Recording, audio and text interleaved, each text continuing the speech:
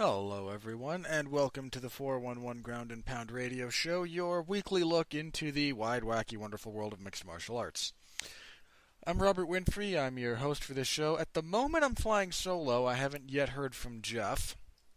If he does get back to me, he'll call in. We'll get him on the show, no problem. But again, we record these instead of broadcasting live. But there are still, life realities, so I can't.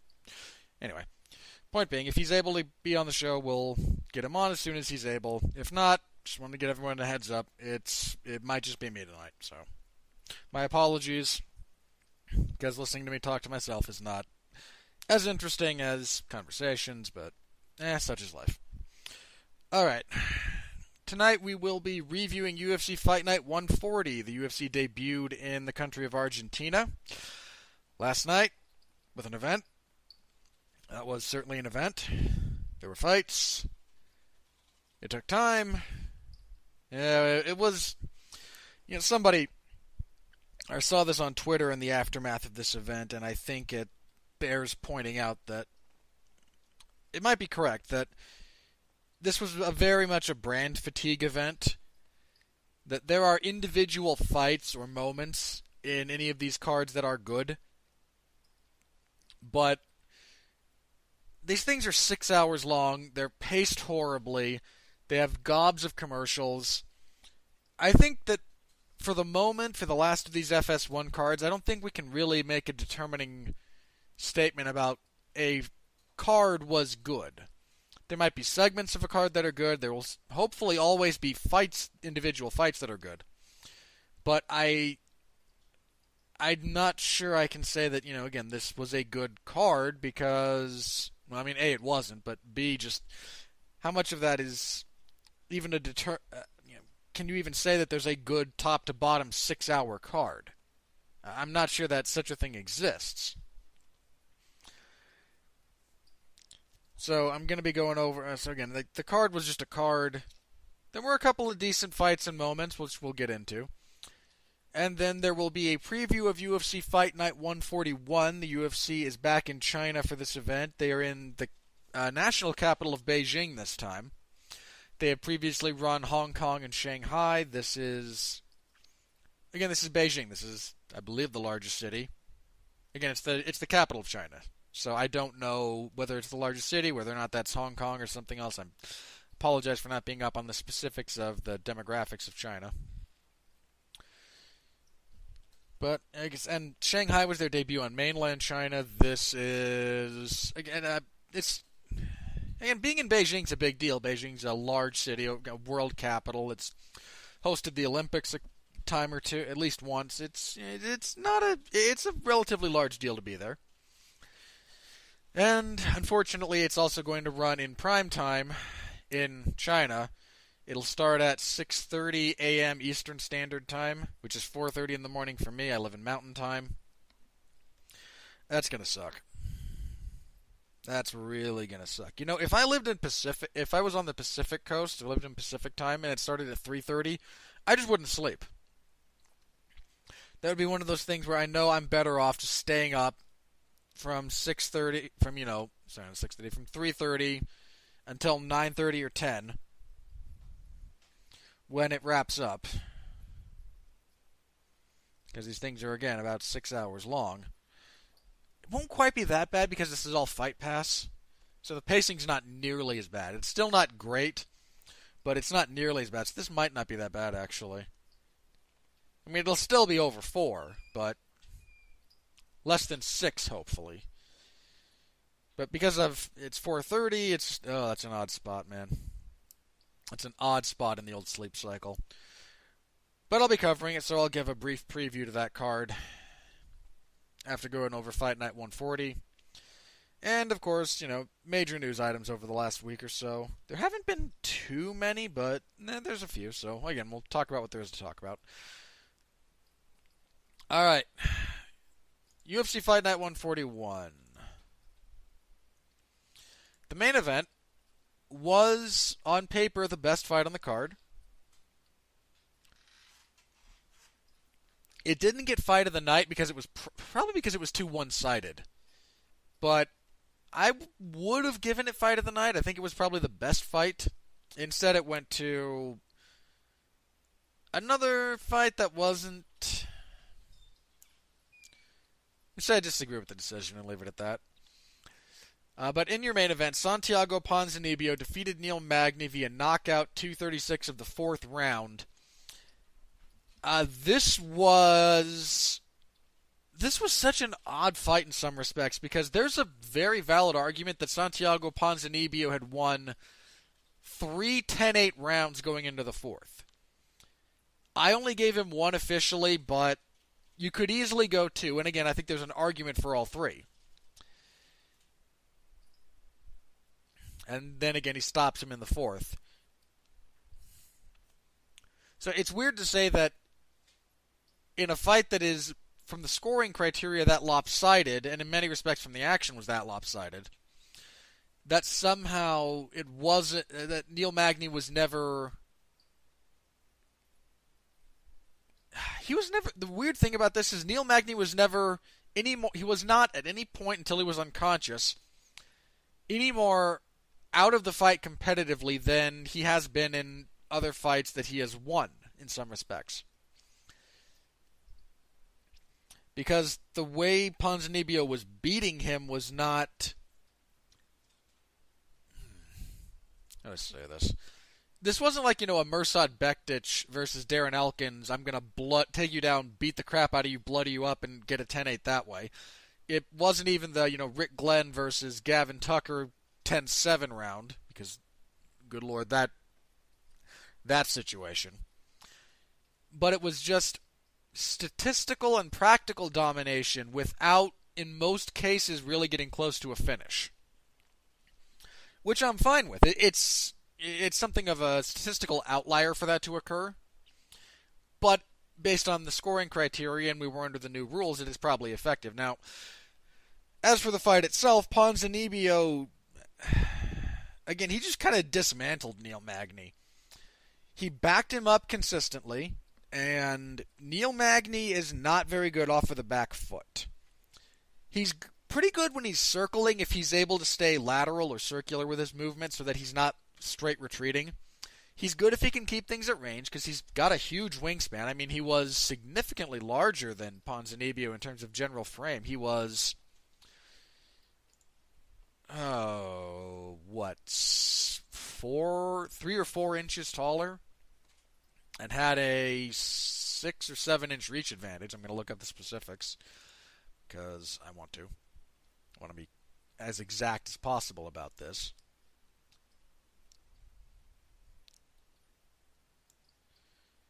Yeah, 3 inches taller and had 7 inches of reach on him. Okay. That's significant. And Magny's he's a very long fighter to begin with. It's one of the things that used to frustrate me about watching him early in his UFC run because he had this wonderful frame and then fought in a manner completely contrary to actually utilizing it to his advantage. And Ponzinibbio was just, with consistent forward pressure, able to back him into the fence, where we'd look to tee off with punches, but the real deciding factor in how this fight went was leg kicks. Ponzinibbio threw some really heavy leg kicks. I mean, he was taking Magny's legs out from under him in the first round, and it only got worse. Magny seems to be susceptible to those. I mean, Magny doesn't lose a whole lot, we'll also look through a couple of Magny's last fights. Again, the Ponzinibbio, Craig White was just horribly overmatched. Carlos Condit, not much of a leg kicker, and struggled in the clinch and getting taken down from there. But I mean, Dos Anjos submitted him. If you look at the setup to that finish, RDA landed a couple of hard leg kicks. I believe they were inside leg kicks because RDA is a southpaw. But one of those kind of took Magny's balance from him.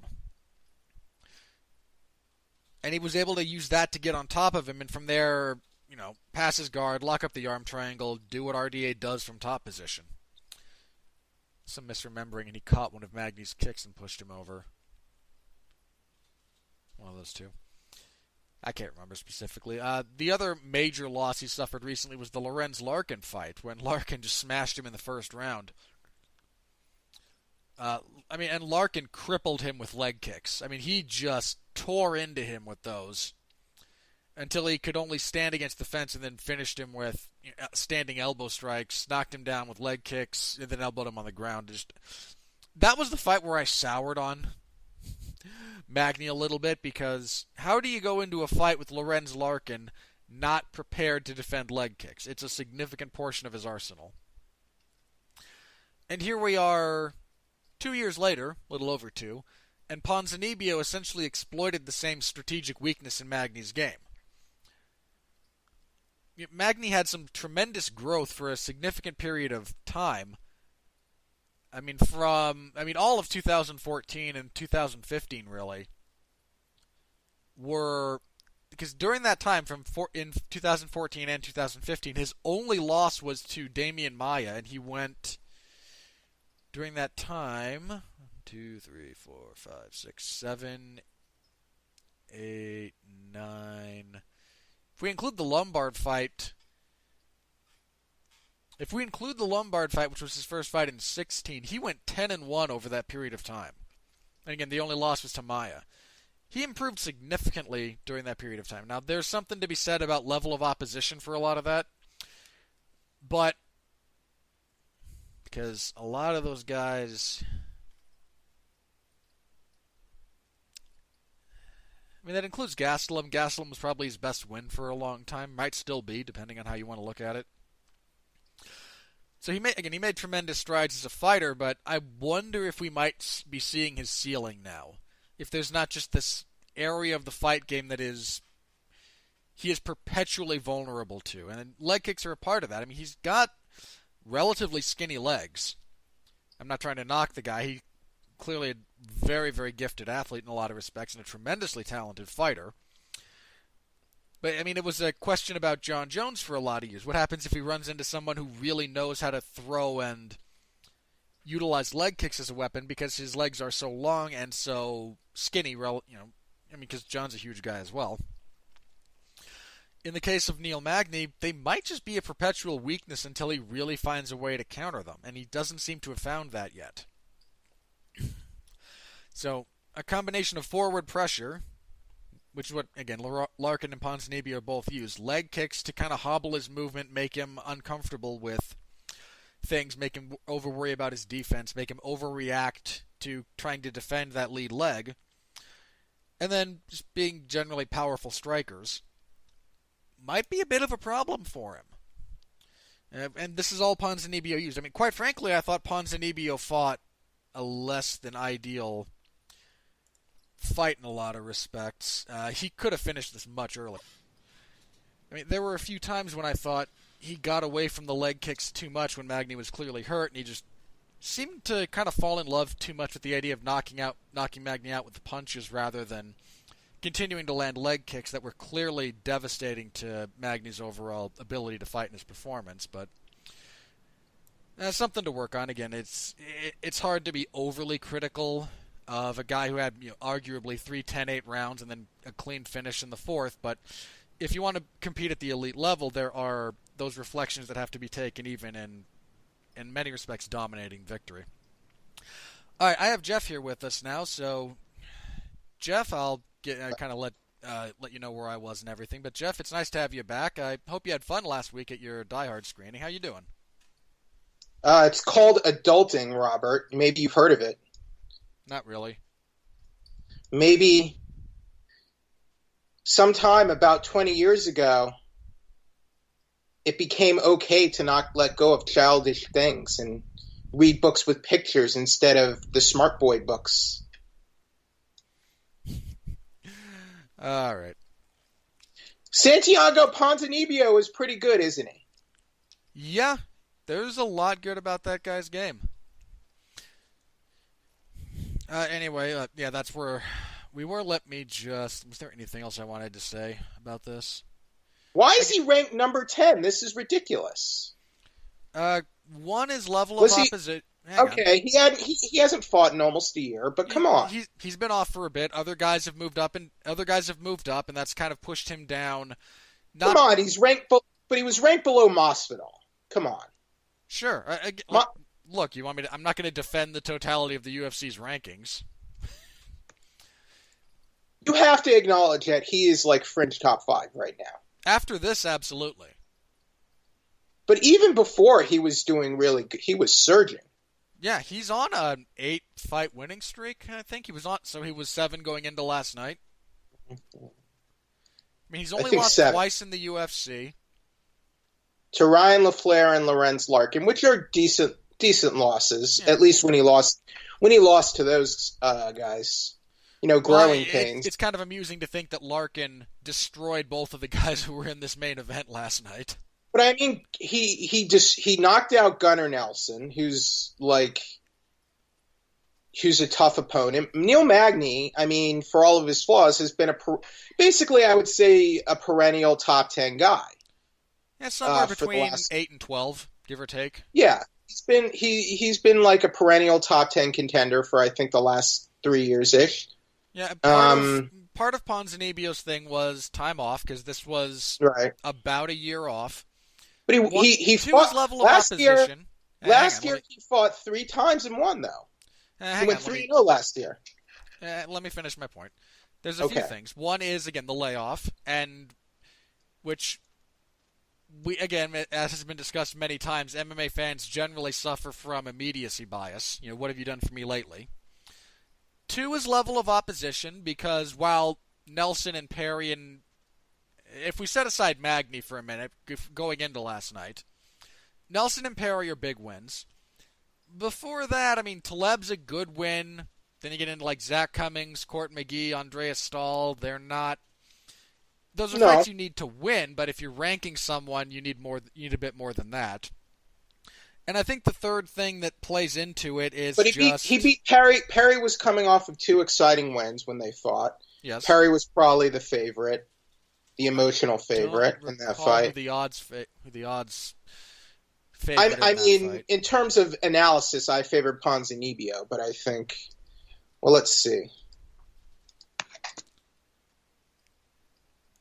I can probably find this out. Actually, hang on. Let's see.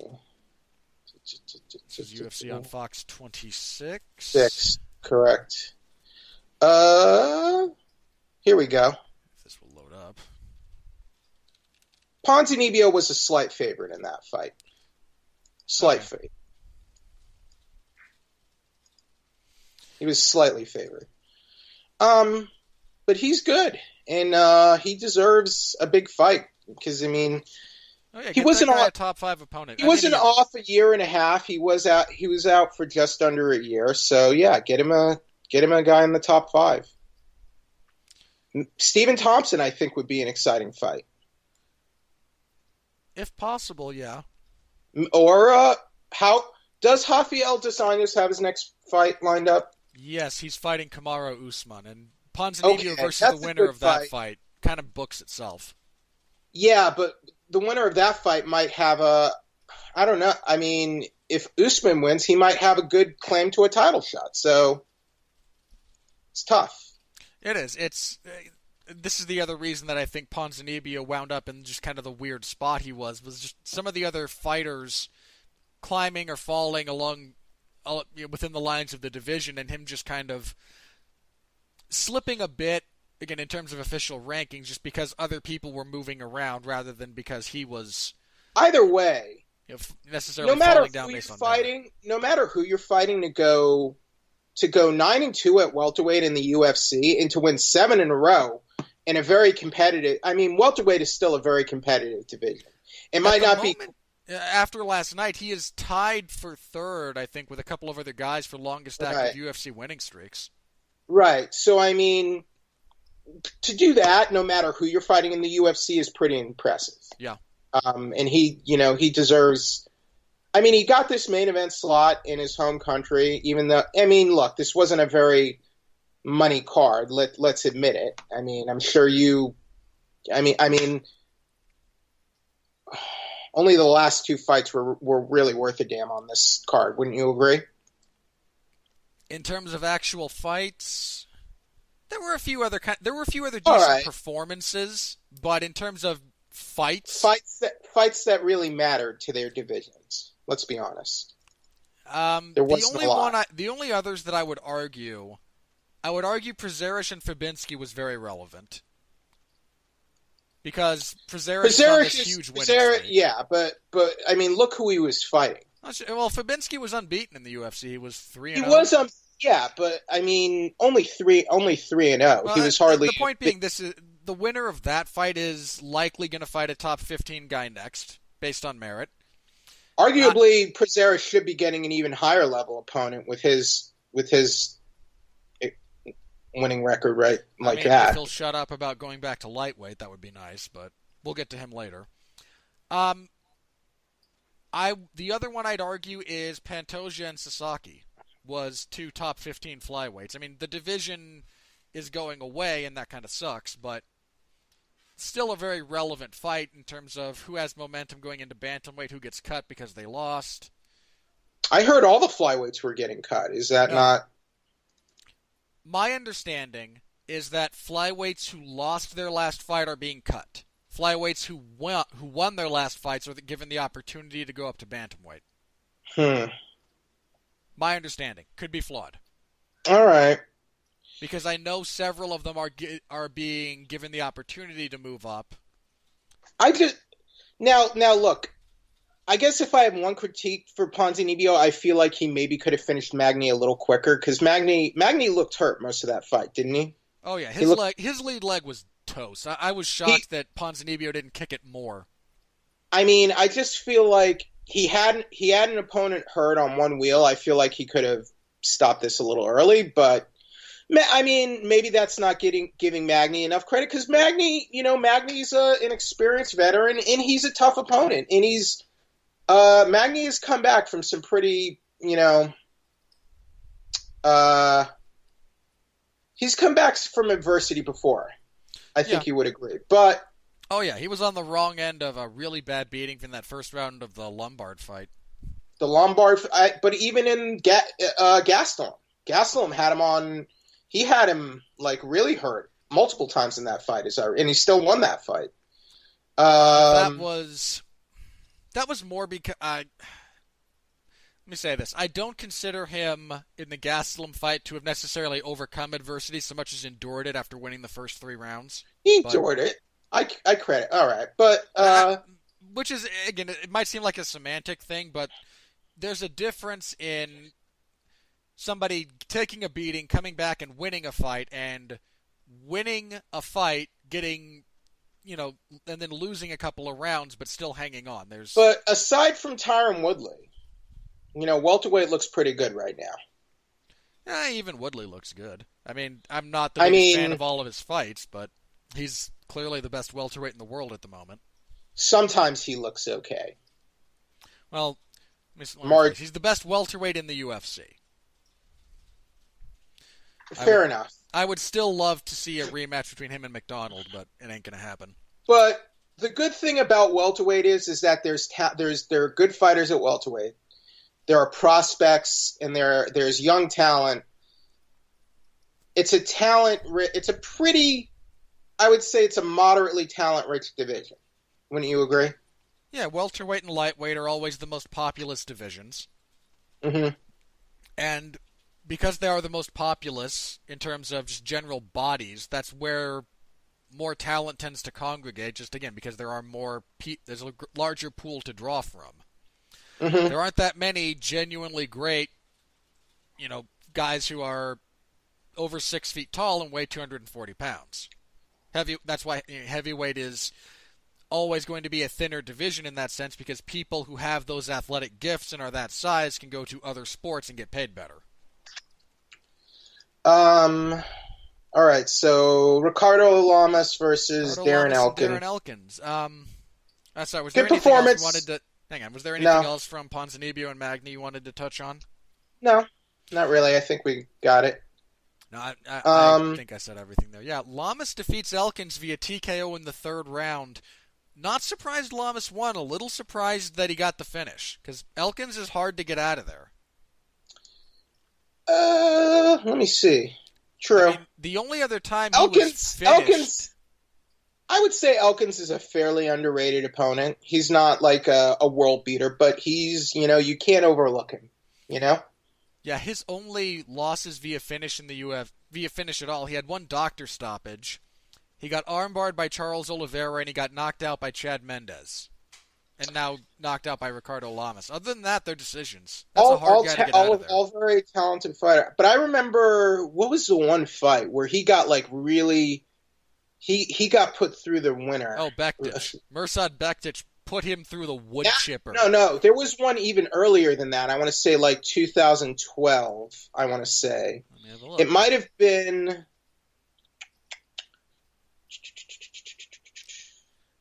he fought in 2012. He fought Diego Brandao, Steven Seiler, and Antonio I was Carvalho. at that fight. I was at that fight. I covered that fight live. And I remember talking to him after that fight. He looked like he had all these bandages. He was banged up after that fight. But Brando had him hurt bad early in that fight, and he managed to rally. So I guess the operative thing here is Elkins is very tough, and he can be put through adversity, and he can go through a war. We've seen it. Yeah. So this is a good feather in Lamas's cap to be able to finish a guy like that. I would say Lamas is a good upper level fighter, but I mean, he's a gatekeeper. He's a high level gatekeeper. Am I unfair in saying that? No, at this point I don't think you are. I mean, if you want more proof of that, look at how this fight actually played out. Lamas does a lot of weird stuff on the feet, a lot of spinning attacks that he just kind of throws out there for no reason. He's got decent power, but he's repetitive with his striking. He's hittable. I mean, his best offense on the feet are actually leg kicks, which he used to significant effect here. He kicked the crap out of Darren Elkins' lead calf. And then he's actually at his best when he's on the mat, especially in top position, because his ground and pound is his best weapon overall. But his takedowns are a little suspect, especially once you hit the fence. He's not the best at finishing takedowns from that position. Off of his back, he goes for all kinds of funky... I mean, he's more entertaining on the mat off of his back in some cases than he is on the feet. But I gotta be honest, even when he was contending for the title against Jose Aldo, I was just so unsurprised by how he fought Aldo. He just didn't bring anything. He's not a very good striker. He didn't bring anything to the table in that fight. I was just not excited about the idea of him fighting Aldo just because I don't feel, in terms of matchup and skill set, I don't feel he brought any type of threat to Aldo at all in that fight. Not really. And I'm not trying to say but he is a good fighter. He's clearly earned his spot in the UFC, and let's see, is he even ranked right now? Yeah. He was if he's number 12 going into this fight. Okay, I think that's a fair place to put him in the rankings. Maybe this will move him up a little bit, but I think he's... 13. He was 13 going into this. All right, so I think that's as bad as the rankings can be, I think that's a pretty accurate place for him at the moment. Don't you agree? Yeah. For Lamas? That's about right. Yeah, kind of on the fringe of the top 10, but I think he's on the downside of his career, all things considered. I mean, he had... Yeah, so considering that this was a good win for him to pick up, considering all those facts. So how old is he right now? 32, 33? He's 36. So time is not on his side. Yeah, I knew he was over 30. I didn't know he was that far over 30. So I mean, he is like, for all intents and purposes, he had his shot. He had his shot at greatness, and he couldn't do it.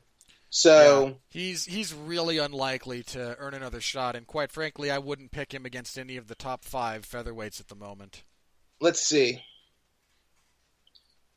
I mean, I'm not picking him over Holloway. I'm not picking him over Ortega. I'm not picking him over Mendes, Aldo. right? He fought Mendes once before, didn't he? Yeah, Mendes beat him pretty handily. I'm not picking him over Frankie. The thing is, at least Mendes, Mendes has flaws, but Mendes evolved. Don't you agree? Like Yeah. Mendes evolved his game, just like I feel like T.J. Dillashaw, same thing. Lamas, I don't think ever evolved as a fighter. Not since he got to the UFC. I agree. All right. Yeah, again, good win for Lamas. He probably fights someone in the top 10 next, but I mean, he's fought a lot of those guys already. That's kind of the odd spot he finds himself in. Has Elkins ever fought Korean Zombie? Ugh, what a terrible fight that would be. No, Elkins hasn't. That would not be a good fight. That's a fight I was thinking about. Oh, maybe. What if Lamas fights Yair Rodriguez? What would you think of that? That's one of the few guys he hasn't fought. You could do Lamas and Rodriguez, but that's fighting down for Rodriguez. Yeah, but look, Rodriguez, come on. I'm just saying from the rankings, and Rodriguez, to me, if Rodriguez ever wants to be a serious opponent, he needs to be able to beat a Lamas type. Yeah. You know? Oh, I agree. I'm just saying that a lot. Speaking to his mentality, he doesn't seem interested in fighting guys ranked lower than him. But I mean, Lamas should want to fight like that because that guy's a bit above him. He's a bit more exciting, and if Lamas ever wants to make a run at things, that's a good fight for him. Yeah, I think Lamas should lobby for it, and quite frankly, I think it's a fight that would answer some questions about Yair, and it's a winnable fight for Yair. I think it's a winnable fight for both guys in some ways, honestly. Oh yeah, both. Yeah, I shouldn't have said it the way. Yeah, I agree. Both guys can win this fight. I think it's an interesting matchup. I wouldn't be opposed to it, UFC interns, if you're listening.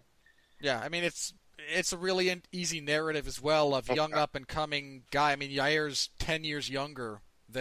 more than 10 years younger than Lamas. If Lamas is 38, Rodriguez is 26. Jeez, yeah, he's 12 years younger. You can easily sell a old guard versus new guard narrative for that. And it would be the biggest win of Rodriguez's career if he can take out Lamas. So. Ah. All right. Next up, we had our standard light heavyweight fare. Johnny Walker. Bit of a surprise. Defeats Khalil Roundtree via knockout with an elbow strike in the first round. Khalil Roundtree is one of those guys that I always laugh when they lose. Not because I have anything against him, but he's a power striker, and I don't mean that negatively, because he hits like a truck, with a suspect chin, and there's a surprising number of genuine power strikers like that, especially in a division like light heavyweight, that are a little bit suspect in the chin department.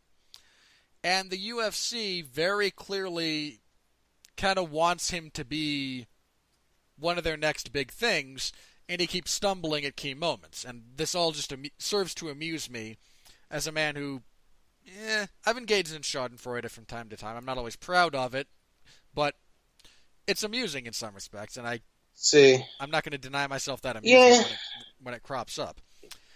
Johnny Walker came in from the Contender Series, so yep. I'm not like convinced he's like a prospect to watch, but we'll see what he does. I mean, his next fight's going to be more telling. As for the actual action, Walker landed a bit of a head kick that wobbled Roundtree. He got a tie clinch after that and just hit these really short, crisp elbows to the temple. One of which the first one buckled the knees of Roundtree a bit, and he was trying to get out of the clinch. Walker kept the clinch, hit him again, he dropped like a rock. I mean, the punches after that were... When I say unnecessary, I don't mean the ref was slow to stop this fight. I mean Roundtree was out before he hit the ground. I like any fighter who can use elbows effectively as an offensive attack standing up. Yeah, they're a massively underutilized tool. I don't get why, like...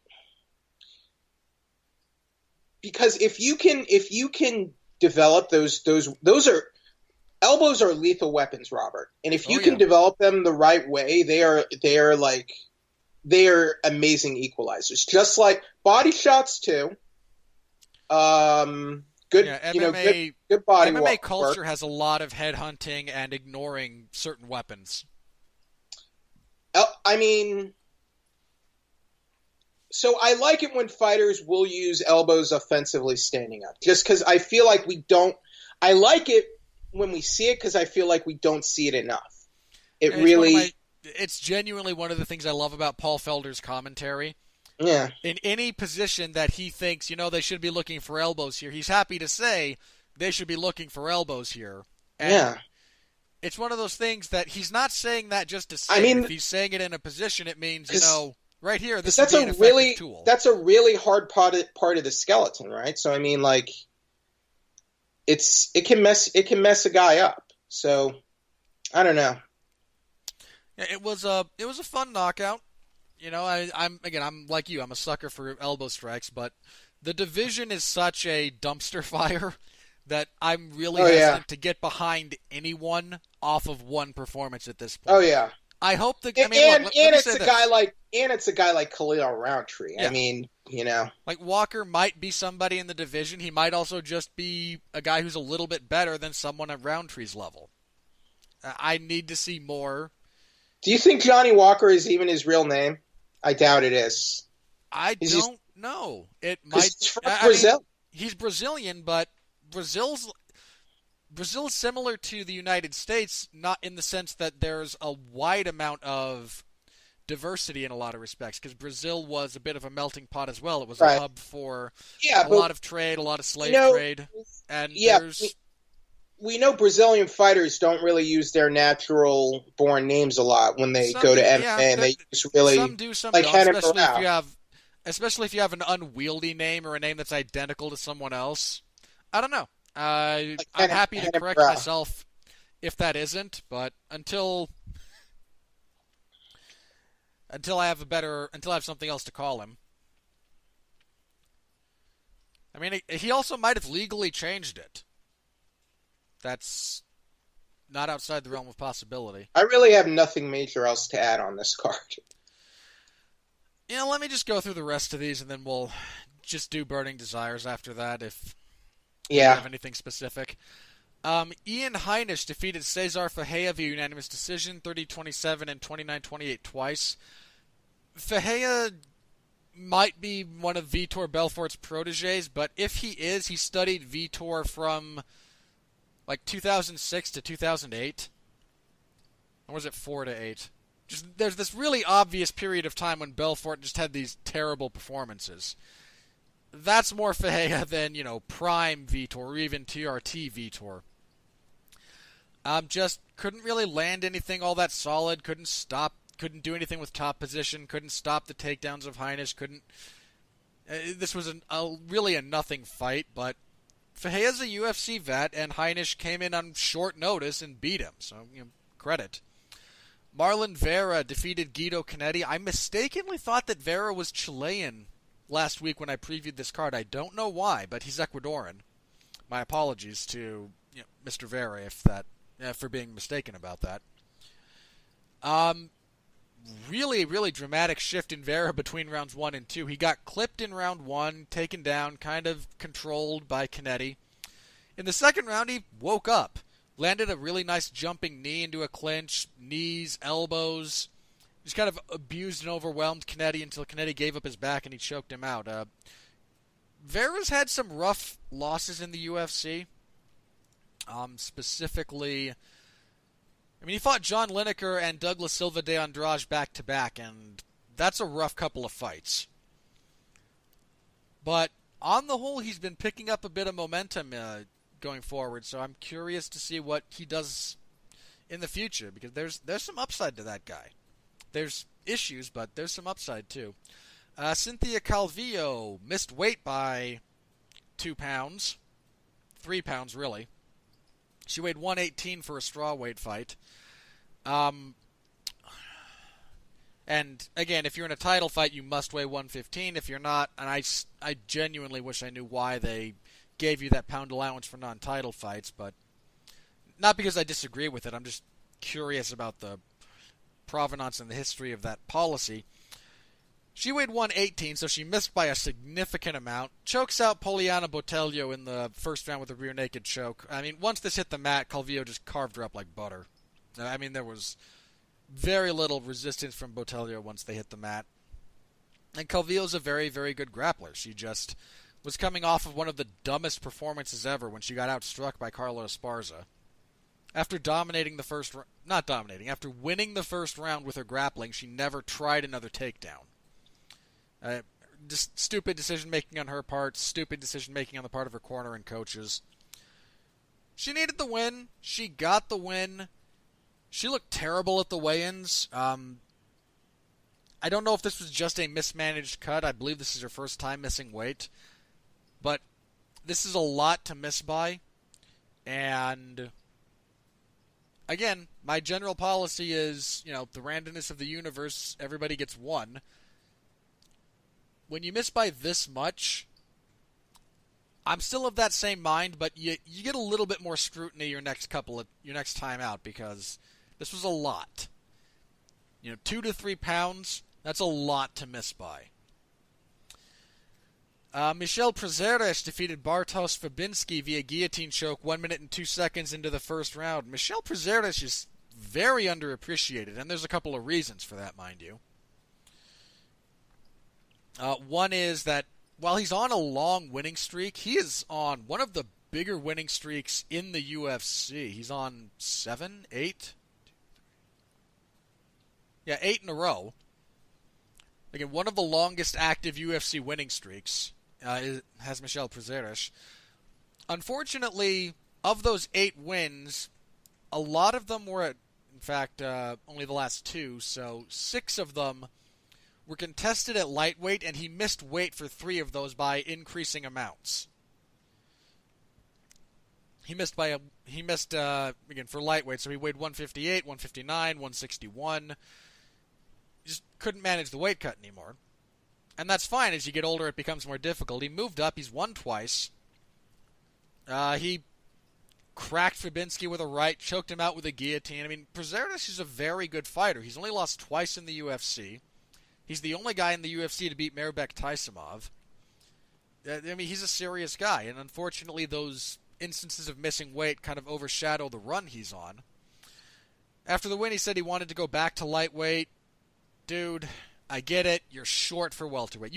He's very undersized from a frame perspective for welterweight. He's short. But you missed weight 3 times at lightweight by increasing amounts. Sorry. Either drastically alter the composition of your body to make that because this wasn't just mismanaged weight cuts. I mean, that happens, again, to everybody. At some point in your career, you are highly likely to miss weight by, say, half a pound because randomness. Or to have a really, really hard cut for that last half pound. You weighed 161 for a lightweight fight. You would have to drop like 5 to 10 pounds of muscle mass to reliably get to lightweight again. At least 5. Because he's a thick guy. The man is built like a tractor. There's a reason that's his nickname.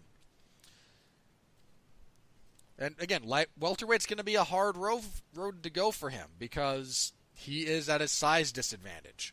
But if you can't make lightweight, and there's not a 165-pound division, I mean, he would probably fit right into 165, in all honesty. But if the UFC's not going to introduce that division, deal with welterweight or lose a lot of muscle mass. Those are kind of your options. Alexandre Pantoja defeated Ulka Sasaki via rear naked choke in the first round. Again, I'm of the opinion the flyweight division is just being abolished. And general policy from I've heard some rumors. I think both Ariel Helwani and Luke Thomas have mentioned this, that if a flyweight loses, they're just going to be cut. If they win, they're given the option of moving up to bantamweight because the UFC can just cut you after a loss, whereas if you're not on the last fight of your contract and you win, there's significantly less.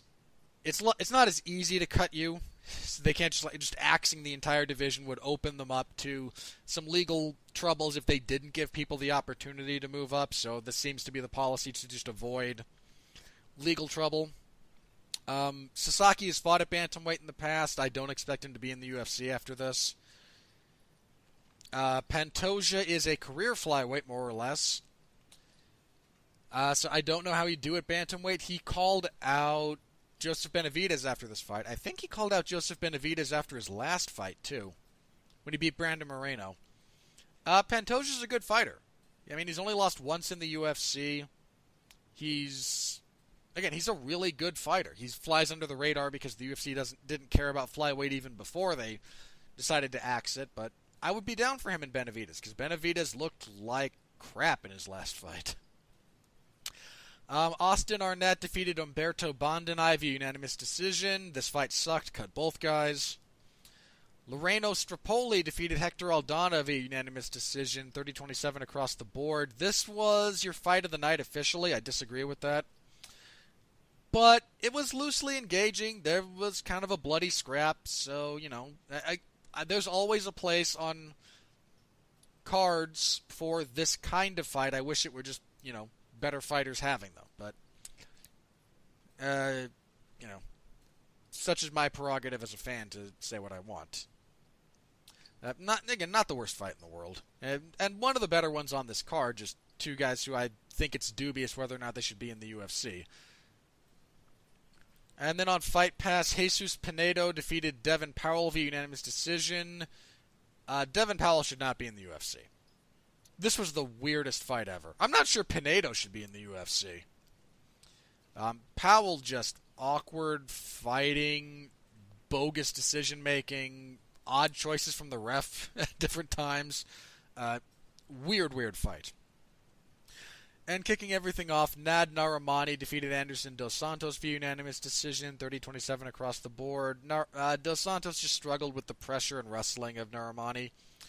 Another couple of guys who I question whether or not they're of the caliber that a fighter that should be in the UFC if we hold to a generally accepted standard of excellence that should merit inclusion in the UFC. As that's expanded, the term UFC caliber fighter has meant less and less. And, I mean, Narimani's won twice in the UFC. I'm not trying to take a total dump on the guy, but 6 years ago, he's not in the UFC. And not to say he will never be in the UFC, but at this stage, he's probably got another 3 fights on the regional scene to really refine himself before he gets to the big time. Now he's doing that refinement on the UFC stage, and that's not necessarily the worst thing in the world, but it does have some pitfalls to it as a general policy. Anyway, sorry for the long-windedness there. Jeff, what are your burning desires from that group of fights? Anything stick out to you that you want to touch on? I mean, I said Cynthia Calvillo should have been pulled from the card and not allowed to fight, because did you see her weigh in? I saw the weigh-ins, yes. It looked horrible. She could barely walk to the scale.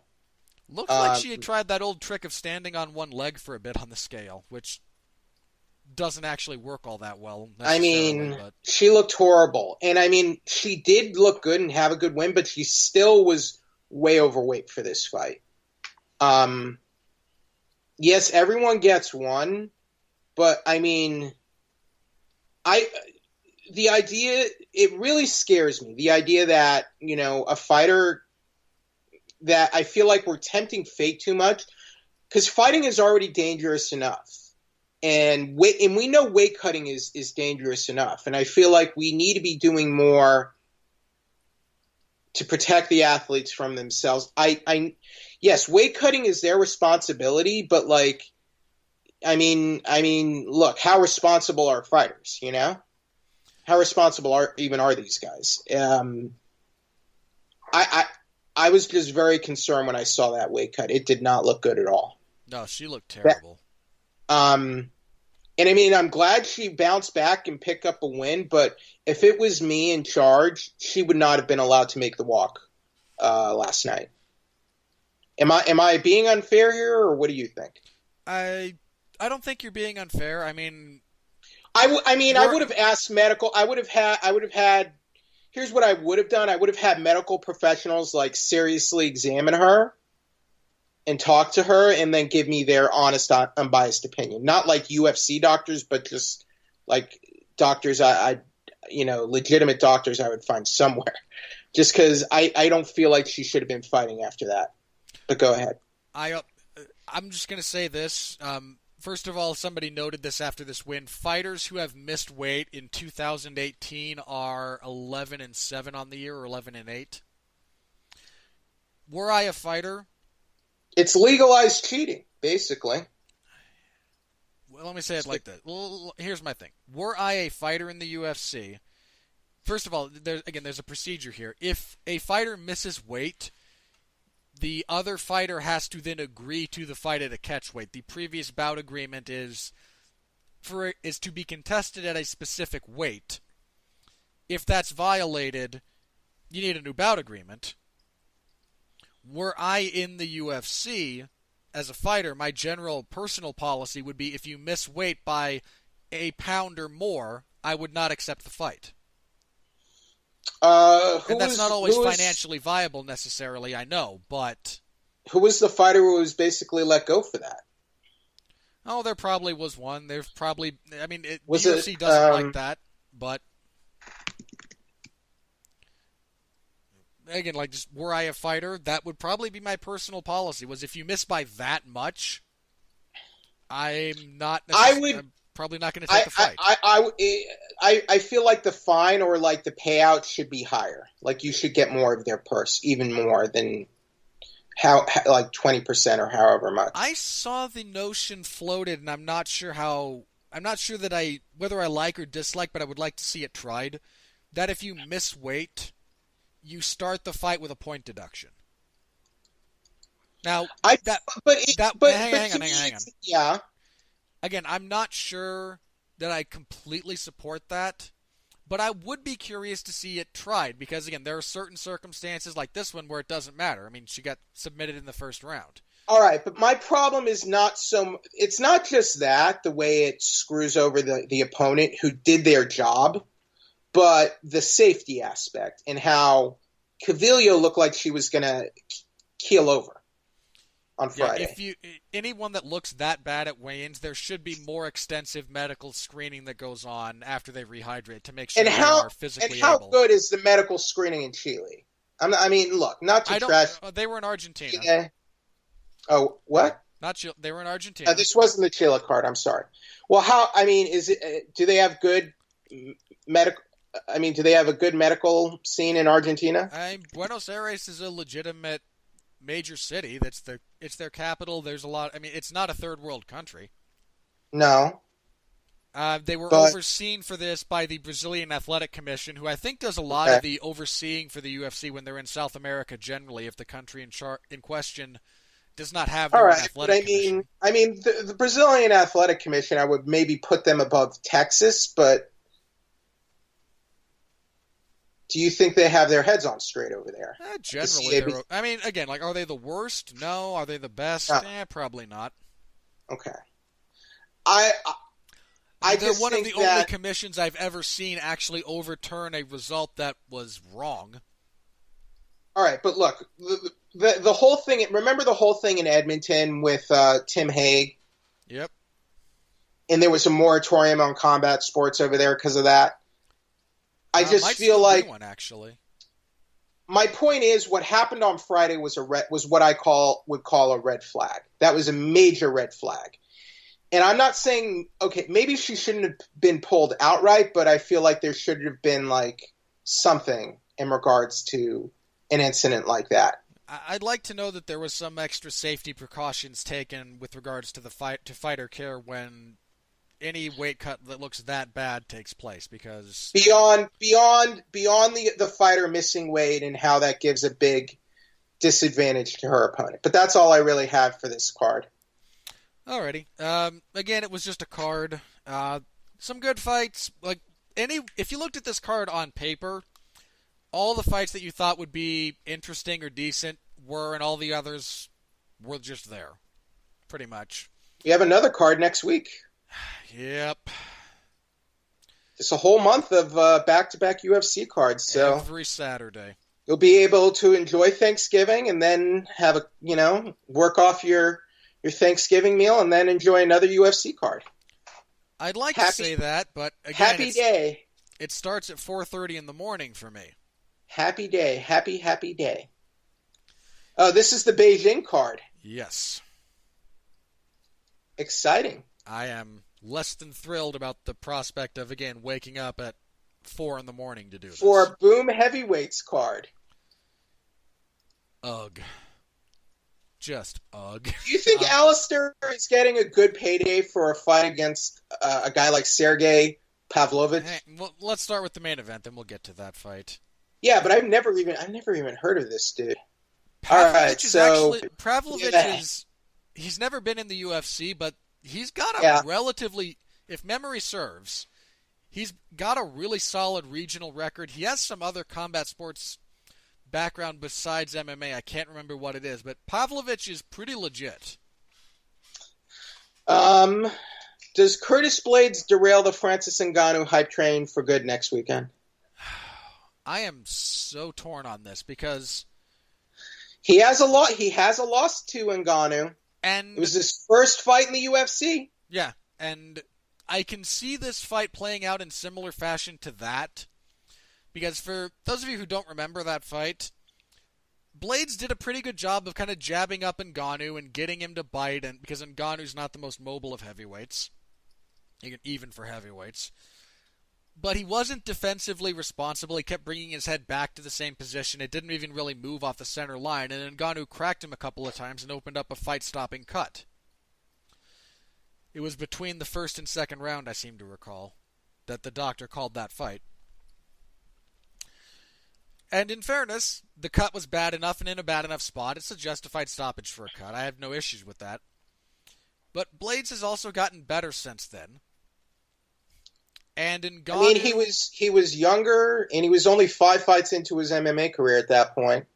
So yeah, Blades has gotten better, and Ngannou has tightened up a few things, but there's a lot of stuff that I don't know that he's properly addressed. He has been exposed. You're being way too generous. Let's be honest. Ngannou has been exposed as the new Czech Congo. To me, this is the fight that will determine whether or not he was actually exposed, because he lost to a just vastly superior fighter in Stipe Miocic. He looked god-awful against Derek Lewis. Then, yeah, he and Lewis I believe he could have won. Oh, yeah, he could have. I mean, the fight with Lewis is, again, one of the worst heavyweight fights ever, one of the top 5. It's, so, again, you have a couple of just weird, again, one is just too much too soon against a much better fighter. But look one at what is neither guy actually pulling the trigger. If Blades is able to consistently replicate the success Miocic had using essentially the game plan that Miocic did, then yes, that will absolutely count as Ngannou's game being exposed in the way that we mean it, generally speaking. Now, look, I wouldn't call Blades a cardio machine, but I think he's pretty well established and proven that for a heavyweight, he's got a pretty good gas tank. Wouldn't you agree? It's not the worst, especially if he can dictate the pace. It's not as good as, say, Stipe Miocic is, but I think he does a fairly good job of going a hard pace for 3 rounds and not looking god-awful by the end of it. I mean, because he was able to work his game over him on the ground, and rather than just grind him or just do little pitter-patter shots, he used elbows and put the man away. Oh, yeah. And that was a violent finish. I was really impressed with that because not many fighters, especially a heavyweight, are capable of doing that or would even try to do that, Robert, especially when they're ahead on the scorecards. And I think that says a lot about Curtis Blades' development and growth as a heavyweight contender. And I think it's going to continue here. I feel like Ngannou's been exposed. His takedown defense is terrible. I feel like he's gotten worse. I feel like there was some I feel like we were seeing Ngannou get better, but now I feel like he's plateaued. Yeah, I don't know what... He's plateaued while Blades has improved. Yeah, I generally agree with that. I think the real question for Blades about this fight is whether or not he has something other than a double leg to get Ngannou down with, because if he's able to transition between takedowns and between takedown attempts well with fluidity, he will get Ngannou down. If he's overly reliant on his blast double leg from distance, I think he'll be less successful. I think he'll be okay. I mean, if we're talking about predictions, yeah. He's a very good. He's a solid wrestler. I'm sure he knows more than one type of takedown. Well, sure, but are you going to use them? I mean, this is one of the things about, like, Mark Hunt, for example. I think now that we have all this tape and information about Ngannou, I think, yes, he can. I tend to think he will, but by the same token, we've seen really great wrestlers who don't have a lot of diversity in their takedown game. Now, look, can Ngannou win this fight? Yes, he can. He definitely has ways to win. Ngannou is a good boxer. He's a good puncher. All right. He's a good MMA. Let's say, would you agree he's a decent MMA striker? Let me think about that. Hey, hang on. Hang on. No, that's a valid question. Let me think about it for a second. Okay. He is a very powerful striker. He's powerful. Undeniably. Right. And his technique is... It's better than it used to be. I mean, the big thing with him is his, like, foot position, which is also better than it used to be. His footwork and his foot position is better. But, you know, is he going to fall in love with his hands? Is he going to overcommit in terms of his weight distribution? Is he going to be intelligent about looking for things? Are his cornermen going to wipe him down with towels? Is he actually going to get ice rather than being wrapped in a horse blanket? Are they going to cover him up in a little cozy blanket bed between rounds? Such bad cornering. Yeah. Does he have good cornermen for this fight? I don't know. I would hope so. Those are all factors, though. You know, those are factors to consider. I just don't feel confident. Like when Ngannou was having his run up to the title, I was excited. And I'm like, yeah, push this guy. They pushed him. He got his title shot. I felt it was justified. He lost, and then that loss, that first major loss, it wasn't his first loss in his MMA career, but it was really his first loss in the UFC. It can make or break you, and I'm not liking what I'm seeing now with Ngannou, Robert. It's tough for me to pick him after those last two performances. It reminds me of the worst parts of Czech Congo. And I like Czech Congo. Let's not ignore that Czech Congo had serious flaws that kept him from getting to a higher level. Like being good. All right. Because he wasn't. All right. As far as picks, nice here, and you're just like got ice in your veins, man. Dude went to Bellator and is like kicking up snooze fests in Bellator. No, I'm not going to be nice about that. He's making money. He's in his 40s. Look, I don't begrudge him that by any stretch of the imagination. You're asking me for an objective assessment of his skills as such. No. A lot of guys went to Bellator. Rory McDonald went to Bellator. And Fedor went to Bellator. Sure. Look, Rory's still one of the best middleweights in the world. You love Fedor. I do not love contemporary Fedor. Yeah, you do. No, I don't. I haven't watched any of his fights. You definitely do. I just won't. You say that, but I hear the lie in your voice. Seriously, I will not watch Bellator on principle. Okay. So you say. I have not watched a Bellator event in ever. I have never in my life sat down and watched a Bellator event start to finish. I'm picking Blades here either by decision or he's going to knock out Ngannou on the mat. That's what I'm expecting. I'm curious to see if this goes long because Blades has done okay over 3 rounds managing cardio. Especially if he's able to get takedowns and be on top. If it goes longer, I'm not picking Ngannou. Let's just say that much. I'm not confident about Ngannou. I have no confidence in Ngannou's gas tank over 5 rounds, despite having seen him do it. I have no reason to believe Blades has any cardio over 5 rounds either. So if it goes long, I'll be curious to see how that plays out. Blades did well against Mark Hunt for 3 hard rounds, though. It wasn't an exciting. It was just because Mark Hunt can't stop a takedown anymore. But he was still able to do it for 3 rounds, and I think that says something. Sure, and there's a significant difference between 3 rounds and 5 rounds. Let me just say, it wasn't the worst heavyweight fight I've ever seen. I've seen far worse. No, I mean, again, like in the wake of Ngannou-Lewis, I listed, I thought, 5 heavyweight fights that I thought were worse than Ngannou and Lewis in the UFC. At least Ngannou can talk on the mic. At least he knows how to say things to get you back on his side. again, I'm picking Blades as well. Eh. I'm gonna kind of be rooting for Ngannou because if Ngannou wins, it'll be over fast and I can go to bed. But if I have to pick, it's Blades. All right. So now we have Alistair Overeem and Sergey Pavlovich. Is this a dangerous fight for Overeem? Oh yes. He's fighting an undefeated, Russian fighter. And that can be hit or miss. Pavlovich has not fought anyone of note. No. But he's undefeated. Well, I mean, the best win on his he's undefeated, and here's the big Overeem is chinny, and he's always been chinny, going back to his light heavyweight days. Yeah, the best win on Pavlovich's record is Kirill Sedelnikov. Mm-hmm. And I mean, Sedelnikov's about a little bit better than the average heavyweight, but nothing to be. How old is Steven Pavlovich? On SureDog it says NA. Let me see. On Tapology we have. They just fought like. Know. They don't even have. They don't even. We don't even know how old this kid is.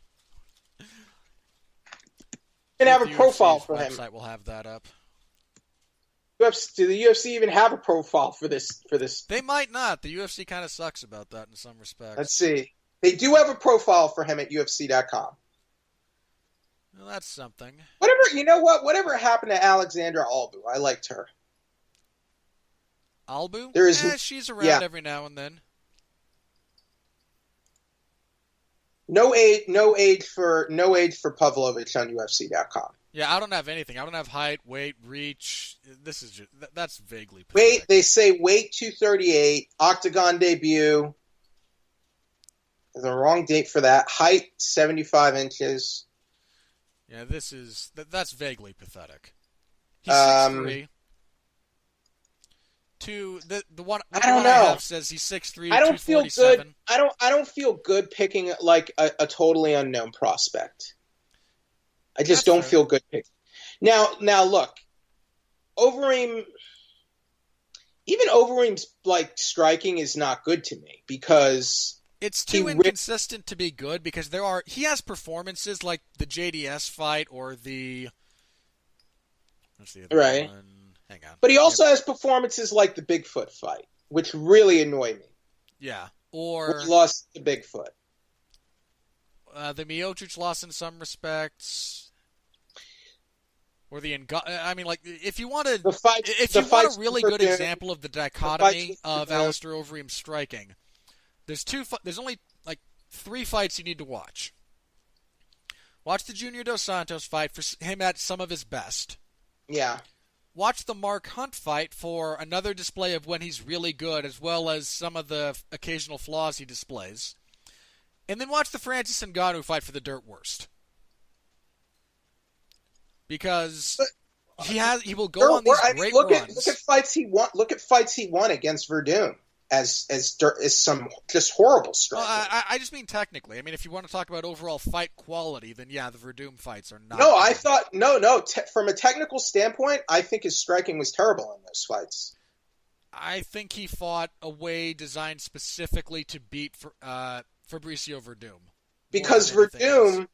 I recall in both those fights, like when Verdum starts opening up with his striking, he's getting the better of Overeem.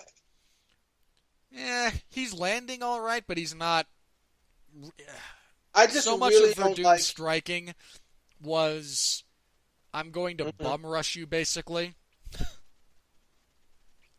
He had some success with that, but a lot of his success with his striking was predicated on his opponent being terrified of trying to get him down. My big problem with Overeem is that for most of his career, he rarely throws straight punches. It just always seems like he's just swinging big and swinging hard. Yeah, and he has very little... His boxing gets really flappy at times. It's a real problem. I mean, again, the Ngannou fight's a prime example of his striking in particular being very arm reliant, very flappy, and him getting countered and his head knocked off. And here's another reason why I remember in the Miocic fight, the one that knocked Miocic down, I recall was like the straightest punch he ever threw in his career, or at least in the UFC. That and the one he knocked out JDS with, yeah. So I'm like, I feel like he knows how to throw straight punches. He just rarely uses them in his arsenal, and I just don't get it. I don't get it either. I mean, if I had half his physical gifts, I mean, I can't tell you what I would try and do with them, because he's got a ton of them. I mean, the man's a very decorated combat sports athlete for a reason. He's just too inconsistent for his own good in a lot of respects. So, but I'm still picking him to win this fight, just because I don't. I'm actually picking Pavlovich. All right, interesting. I mean, look. Overeem has a lot of things going against him. I can kind of see. I mean, he's 38. And look how many knockout losses he's had. Most of them. Most of his career losses, especially over the 12 in his career, it was all submissions. I think every loss he's suffered in the last, I think his last 5 or 6 losses have been knockouts. Got knocked out by Ben Rothwell. Has back-to-back knockout losses to Ngannou and Blades. Granted, Blades was TKO. Yeah, his last 6 losses have been knockouts. Silva, Brown, Rothwell, Miocic, Ngannou, and Blades. All right, I'm still going to pick Overeem. That's fair. Yeah, I feel you. Again, I'm not. It's difficult for me to articulate why I'm going to pick Pavlovich, but I mean, look, he's undefeated. Some of it's Overeem's decline. Some of it's the fact that Pavlovich is the kind of fighter that Overeem has a history of overlooking, and Pavlovich is kind of a beast. I mean, look, we had no idea who Junior was when he burst onto the scene and destroyed Fabricio Verdum with an uppercut. And then a short time later he became heavyweight champion. I mean, Junior's run up to the belt is still one of the best heavyweight runs in UFC history. It was meteoric, He basically stole Cain Velasquez's thunder, and that's pretty impressive. Yeah. And that's pretty impressive. All right, I think I'm just going to read off the rest of these, and if anything stands out to you, I'll give you a chance to go over it. Song Yadong is fighting Vince Morales. There's a lot of, again, Chinese fighters being given the opportunity to win big in China. Yadong is 2-0 in the UFC, 2 relatively quick wins. One of them was into the second, but I mean, he beat his win over Aranches, man, that was nothing to sneeze at, because Aranches is no joke. I mean, beating Bharat Kandare was kind of a gimme for him, especially that was in China. Yeah, that was in Shanghai. But the way he took out Aranches, that made me kind of a believer, man. And he's being given. He was supposed to fight Frankie Saenz. That's a good fight, actually. Saenz pulled out earlier this month, so Morales is in on short notice. That usually either means Morales is really good and we don't know him, or he's here to get smoked, and I tend to think he's going to get smoked. Li Jingliang was supposed to fight Capoeira, Elizu Zaleski dos Santos, whose nickname is Capoeira. And dos Santos is kind of a beast. That would not have gone well for the Leech, man. Dos Santos probably would have taken him out. Anyway, but that fell through. That sucks, man. That would have been good. Jing Liang is now fighting David Zawada. This went from a very compelling welterweight fight to I expect Li Jingliang to knock this guy out. Song Kanan, another guy who's kind of made me a bit of a believer after his last couple of fights. Because he debuted really fast win. Then his follow-up win was much better when he knocked out Hector Aldana in the second round. He is fighting Alex Morono. That's a pretty big step up for him, actually. I mean, Morono's got a, mostly losing UFC record. Nah, he's 3-2-1. I mean, Price knocked him out, but that got overturned for marijuana. Ugh. So he's 3-3 functionally. Lost to Jordan Mean. Oh, that was an ugly fight.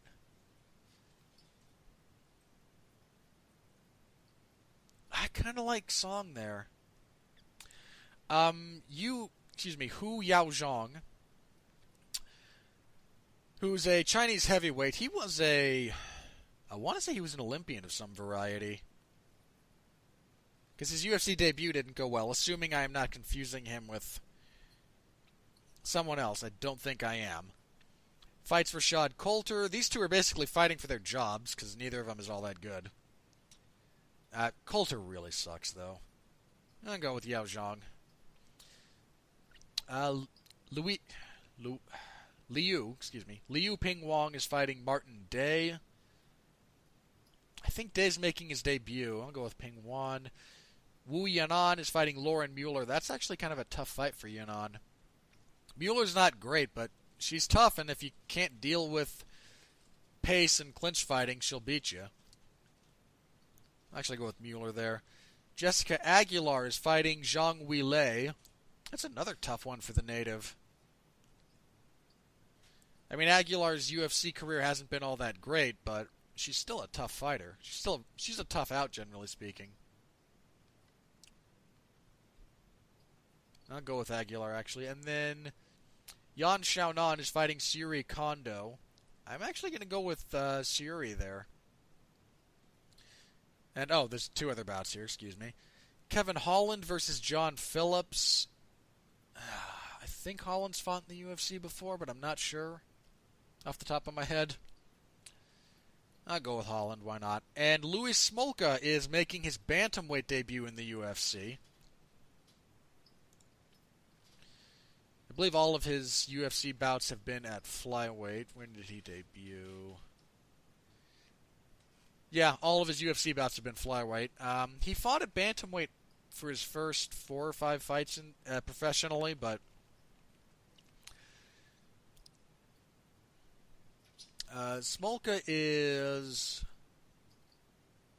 Oh, he's back in the UFC. He got cut after the Nicolau, after he went on an 0-4 skid in 2000. That ended in 2017. He's won his last 3. Good for him, man. Assuming this is accurate, at least. Yeah, I'll take Smolka over. I need to confirm that that's actually the guy that.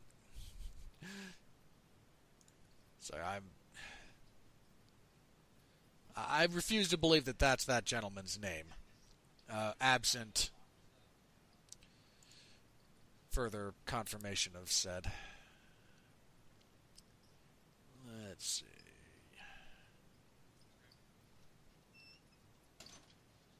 Did that fight fall through? I'm not seeing it on the UFC's.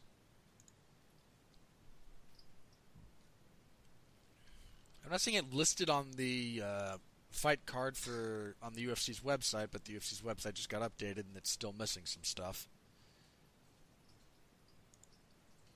Huh. I mean, I'll pick Smolka anyway, but I'm not sure that's actually going to be a thing.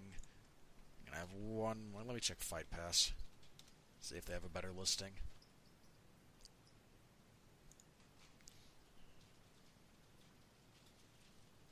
Versus Ngannou. And they don't even have the fight card listed yet. Thanks, Fight Pass. Nice to know my money's going to, help you be a better platform. I'm just going to assume that fight's not happening then. If it is, I'll pick Smolka, but... Alright. So, Jeff, any other burning desires from that fight? From the rest of that, anything jump off the page? Nope. Alright. Well, that will again start at 6:30 a.m. Eastern Standard Time on this coming Saturday. That'll be. You want to know what's sad? Enzo Amore invading Survivor Series and getting ejected is probably the most excitement those fans had watching WWE in months. All right. I will take it. I will take your word for it. I haven't watched wrestling with anything approaching regularity in a great many years at this point. Yep. All right. So, any major news items you want to talk about before we head out of here? Well, since I wasn't here last week because of the Die Hard, so they have booked Dillashaw versus Cejudo. And it's Dillashaw moving down to fight Cejudo. For the flyweight title, which for all intents and purposes is on its last legs. And if you believe TJ, he very publicly said the UFC is paying him, and I quote, a fuck ton of money to go kill the division. I mean, good for TJ getting paid and all, but I mean, can I just very briefly point out the borderline hypocrisy of a guy who last year I seem to recall was one of the names that was being touted as a guy supporting some MMA Fighters Association. Yeah. And now he's here now he's taking a payday to deliberately kill off and unemploy a significant number of fellow fighters. Well, it's not his. I mean, that's not. Hang on. No, that's not his fault. That's not his fault. It's not his fault from a promotional standpoint, but I'm just saying. I mean, if you're going to try and stand for fighters' rights and believe that these types of things should be negotiated, some kind of collective bargaining agreement. No fighter cares for fighters' rights. I know.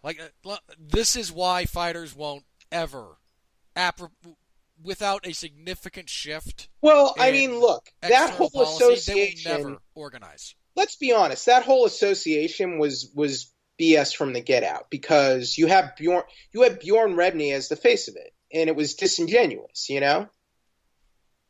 And Bjorn Rebney pointing out, that's why I'm not actually calling him a hypocrite. I'm saying that it's at least bad optics, if nothing else. Bjorn Rebney was involved with that. He was helping out with that and probably gave them contract info because he wanted a payout. And I think it was reported that he would have gotten any type of payout from any, recompense from that operation. I don't know what's going on with it now. I don't know. And Tim Kennedy tried to play it off like they needed a guy like Rebney basically to front them.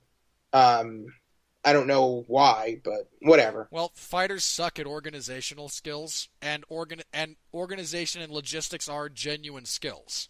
I mean, is Bjorn Rebney good at those things, though? No. I don't know. I mean, look, Rebney is not at all the guy. Hang on, Rebney is not at all the guy I would have had involved in that. But at this point, it's clear there needs to be someone. I don't want to say like Bjorn Rebney, but there needs to be someone with a background and some history and some skill involved at organizing these types of things if it's ever going to happen. Here's my big problem with this fight. Marlon Moraes gets screwed out of a title shot. Marlon Moraes is screwed in so many ways off of this. I didn't realize this, actually, but if you'll permit me. Look, Dominic Cruz, I'm mad at Dominic Cruz, too. Dude, get off your butt and fight Marlon Moraes, okay? Now, Cruz is fighting John Lineker, isn't he? Is he really? I could have. At least that was floated. He should be fighting Marlon Moraes. I feel like Cruz is just waiting so he can sneak in and get another title shot, which you already got, okay? You don't, beat someone relevant, beat someone good, and earn your title shot. He doesn't. I'm sorry, Robert. He doesn't deserve an automatic title shot. He doesn't. He already got one. Here's my point about Marlon Moraes getting completely screwed by this situation. Okay. So the champion won't fight him. Okay. Dominic Cruz. Well, look, it's not Dillashaw's fault, because I mean, I'm sure if the UFC offered Dillashaw Moraes, I'm sure he would have taken that fight. The UFC wanted. This is the fight the UFC wanted. This is the fight TJ wanted. TJ's been barking about this exact situation for a couple of years now. He's not doing the UFC a favor. The UFC's doing him a favor. Now, look, I'm not. Let me be clear. I don't think TJ is. Hang on. According to TJ, they're paying him a lot of money for this fight. So apparently, the UFC wants a fight that's probably not going to do that well financially anyway. So no, it's really not. Like, I hope the UFC takes a bath on that financially. I really do. So hang on. But my point. I don't get it. Hang on. My point is, I don't think TJ's afraid of Marlon Moraes by any stretch of the imagination. TJ is the best bantamweight in the world at the moment, and within a few years, could very likely be the best bantamweight of all time. He's not afraid of Marlon Moraes. He doesn't want to fight Marlon Moraes. That's not at all the same thing. He doesn't want to fight him. He already fought Rafael Assunção. Dominic Cruz already accepted, or at least is in talks for another fight with John Lineker, who's another top 5 bantamweight. He won't fight Cody because he and Cody are both managed by Ali Abdelaziz. And there's one other guy who's in his gym, I think, who's a top bantamweight. But the point being, like, the 3 or 4 guys that he would have to fight and beat to definitively make himself the number 1 contender or the champion won't fight him for whatever reason. And again, I'm not accusing any of them of being afraid of him. There are other fights they'd rather take and that are being offered. And everyone else he's beat. It puts him in this horrible limbo. He got completely shafted by this. Yeah, and Dominic Cruz won't fight him. And look, that's Cruz's prerogative. If he'd rather fight John Lineker... sorry. Cruz is not champion, okay? And no. I mean, he has no leverage. He should not have any leverage here. I'm sorry. He has if some. He wants he has the same leverage that any other high-profile fighter has. If he wants to fight again, and if he wants to fight for the title again, he should be willing to fight a guy like Marlon Moraes. I'm sorry. There's no excuse. I don't disagree with you. I also think that I like him and John Lineker as a fight because I think he runs circles around him and beats him easily. And if that's what Cruz wants to do to get back on the winning side of things, to get a notable win over a relevant contender, and John Lineker, that fight's not booked. That fight is not booked. No, but that's one of the ones that I've heard talked about more than any other. I've also heard Thomas Almeida. I think that's a dangerous fight for Cruz as well. I think he beats both of those guys handily. I feel like if Cruz wants to just get that, so basically Cruz wants a tune-up fight so he can sneak into another title situation. I don't like that. When Moraes is the deserving contender and he should be getting booked in a title eliminator, and Cruz should be willing to take that chance because he lost the title, and he's been just he should either retire or fight someone worthy of fighting. I'm sorry. I would argue that John Lineker is definitely a worthwhile fight. Almeida not so much. I disagree.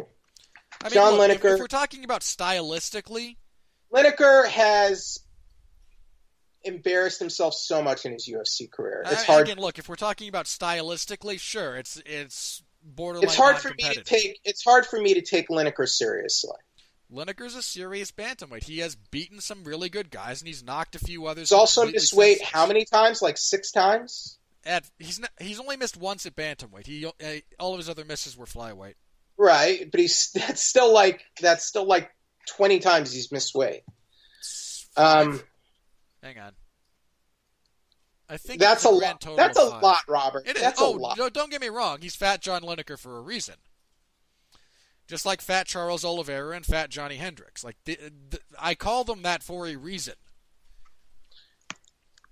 Anyway, the main reason I don't like this fight is because of Marlon Moraes, and I felt like Moraes had earned his title shot, but the UFC, I mean, they're doing this now, and I'm not happy. Do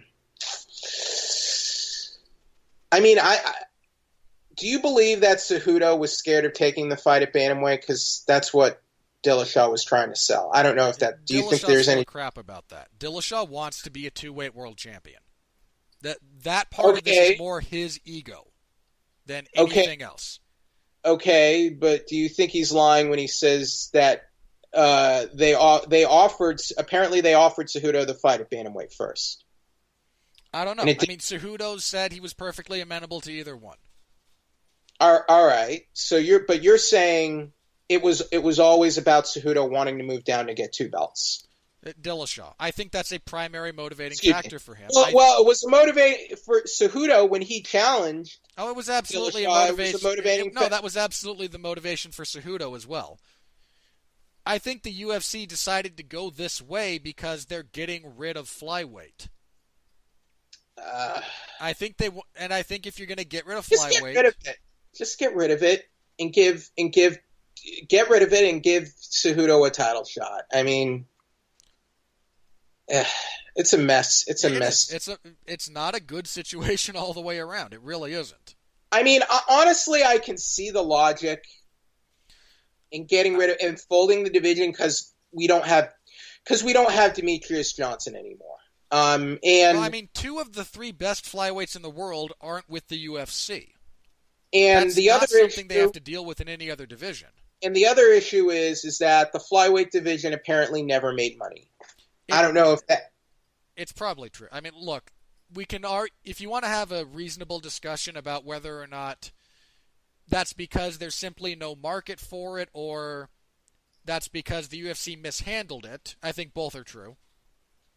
If you want to blame one or the other to varying degrees... You want to know one thing I blame is the Australian Athletic Commission. I think they're largely to blame as well. Because they screwed over. One does have to wonder what trajectory change history takes if they add that properly, if they add the scores properly. Because I feel like if we had that tiebreaker round in Johnson versus McCall, that could have changed everything for this division. Well, McCall was surging and DJ was fading in that third round. That's another thing. Like I feel like it changed the course of history. Because some schmucks in Australia couldn't add the scores properly. Well, there's a few other things that play into that, into the whole situation. One of them is, and this needs to be said again, there have been, across both pay-per-view and television, a grand total of 1, I seem to recall, precisely 1 UFC event headlined by a flyweight fight that did not feature Demetrius Johnson. Well, he was the champion until... That's true, but there is no other division in the UFC where there has... how many welterweight fights have main evented a fight night card? Well, look. Is there an issue of... Was there a market to begin with for flyweights in the UFC? Yeah, there's an argument. Yes, because I think because the UFC was looking for new weight classes. Yeah. And featherweight in bantamweight at the time had worked. I mean, they were lucrative divisions for the WEC. To me, that's undeniable. And they're still lucrative for the UFC. I mean, look, are they the biggest drawing divisions they have? No, probably not, but they are lucrative. And the thing is, at the time, Max Holloway's a lucrative fighter for them. Here's my thing: at the time they added flyweight, there were flyweights to add to there were flyweight divisions and regional promotions, and there were guys to add to the division. I mean, here's the other thing about the UFC adding flyweight to begin with that needs to be said. At the time, the UFC was resistant to the idea of adding women to the roster. Right. And Johnson, who was a good fighter, who became a contender at bantamweight, seemed more naturally suited to flyweight anyway. So did Benavidez. There were a lot of guys. There were a lot of guys who were smaller bantamweights. Benavidez was still a top 5 bantamweight, and he was still doing good at bantamweight when he moved down. So,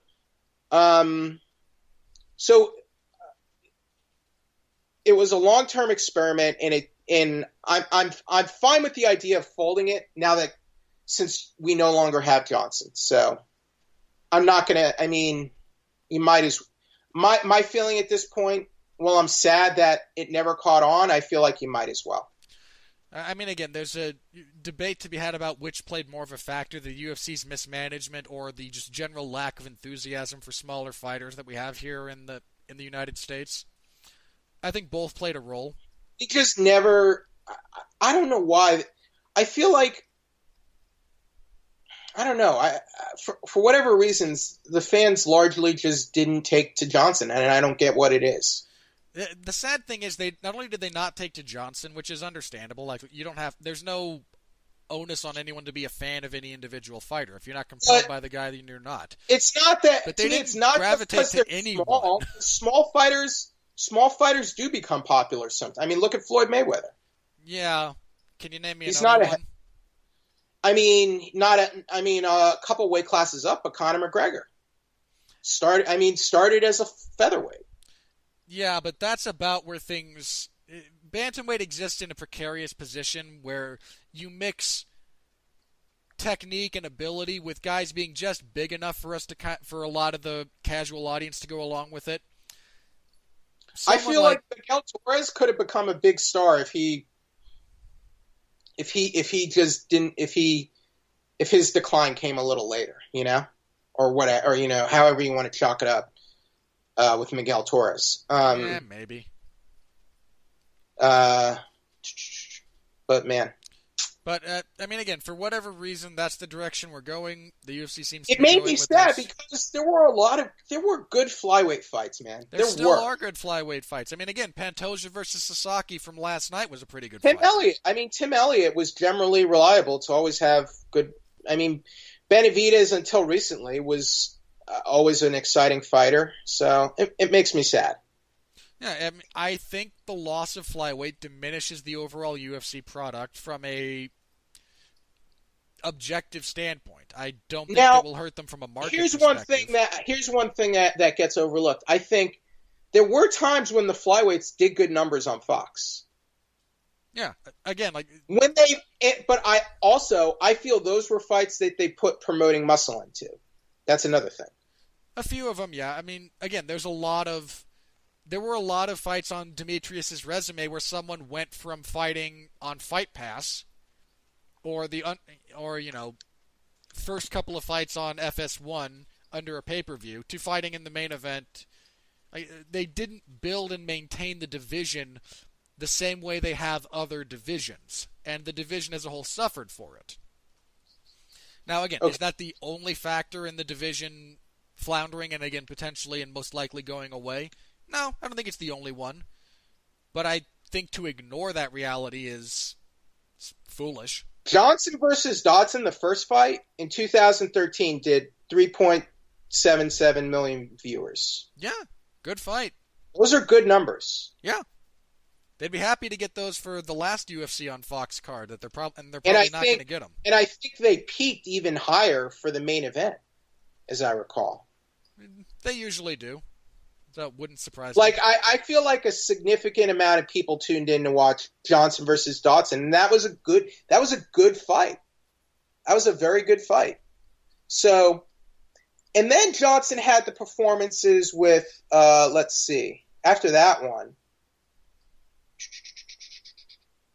he submitted Moraga, knocked out. I feel like his star should have taken off after the Benavidez fight. So I feel like it's not just the UFC here. I feel like there was an aversion from the fans that they just... Again, I'm not saying that this is solely on the UFC. There is a market issue in the United States with smaller athletes, or a culture that is, for whatever reason, obsessed with size. It's weird, because WEC only had that one pay-per-view, and it did well. And that was when they were mainly the lighter weights.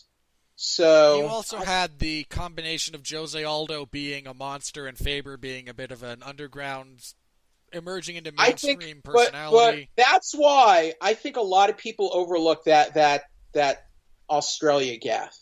I think it gets overlooked way too much. Just like I think Frankie Edgar's first win over BJ Penn gets way overlooked as one of the worst decisions in history. Because it has one of the worst scorecards. I don't think it's the worst decision. I think it was a bad decision, and I believe BJ Penn got robbed.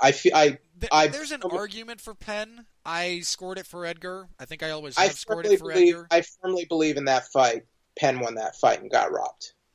I mean, again, whether you think Penn won or not, or you think Edgar won or not, and I do think Edgar won, 50-45 for Edgar is one of the worst individual scorecards possible.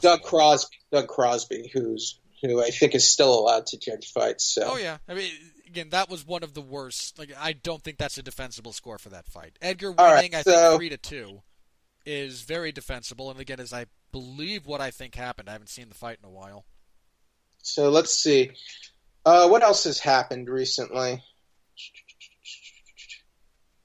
Were there any other major matchups announced? That we Well, let me have a look. So I think we knew about like the first quarter. They announced a lot of the dates and a few of the locations for the first quarter of 19. Looks like. Oh, okay. So now it's confirmed. Whitaker versus Gastelum at 234. Fingers crossed. Good Fingers fight. crossed. Keep someone on standby, though. Yeah, definitely. I like Whitaker. I really like Whitaker in that fight. But I'm a big Bobby Knuckles fan at this point. What do you? I don't know if this matters, but Floyd Mayweather, I think he's fighting someone in Japan on that Rising card. Oh, I was so annoyed when that broke right after I shut down the podcast a couple of weeks ago, because Floyd intention is, it's not look. He's fighting. That's not going to happen as a New Year's event. Tenshin Nasukawa. Yeah, Tenshin's awesome. Tenshin Nasukawa is one of the better kickboxers in the world right now. He's still going to lose. I mean, Tenshin's like 20 years old, undefeated. Dude's a phenom. I mean, dude is a legit kickboxing phenom. Look up if you need. What is Floyd playing at here? Money. But I mean, why? If you're gonna want to do things, why even retire? And why constantly say you're retiring? Just, leave it open. Yeah, because coming out of retirement sounds like a better narrative, despite how stupid it is. I mean, look at professional wrestlers. He's come out of retirement like 20 times now. And so is Terry Funk. It still works. Terry Funk was a pro wrestler. Not the point. The point is that coming out of retirement helps sell as a narrative. I mean, look, whatever they do, it's not going to be a real fight. It's going to be under heavily bizarre rules, if it is. It's going to be a funny little exhibition between the two, more than likely, where Tenshin isn't allowed to kick. Because if they have a real kickboxing bout, Tenshin's going to take his head off. Okay, so we had a little more after the Perry Cerrone fight. There was some drama with Mike Winklejohn. He posted that video. So sick of that. What do you make of this drama? This falling out between Cerrone and Winklejohn? Is this? Look, most fighters are borderline terrible people. There's not a lot of debate around that topic. I mean, what does that make? Does that make Winklejohn though? Hang on. Yeah. Most people who train fighters are not exactly the cream of the moral.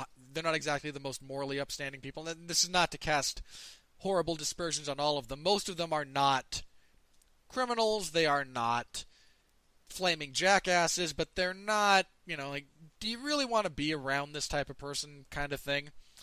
I think Mike Winklejohn, while a valuable asset to that camp, was a valuable asset under the overall game plan and guidance of Greg Jackson, and Greg Jackson, over the last couple of years, has sort of phased himself out of the day-to-day operations of that gym for whatever reason. Some of it is he does a lot of seminars and training with law enforcement personnel around the world, around the country.